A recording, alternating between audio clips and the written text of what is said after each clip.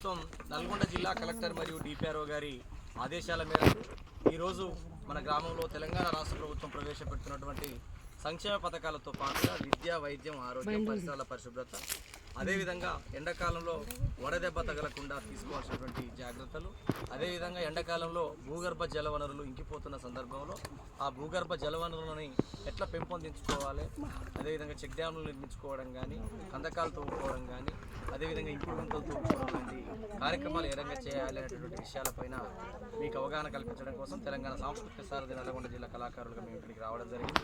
కార్యక్రమంలో భాగంగా ఎండాకాలంలో నీటి ఎద్దడిపై ఇప్పుడు ఒక పాట. ఎండాకాలం వచ్చిందంటే రాములమ్మ, కుండలోన మంచి నీరుండదమ్మా రాములమ్మ. ఎండాకాలం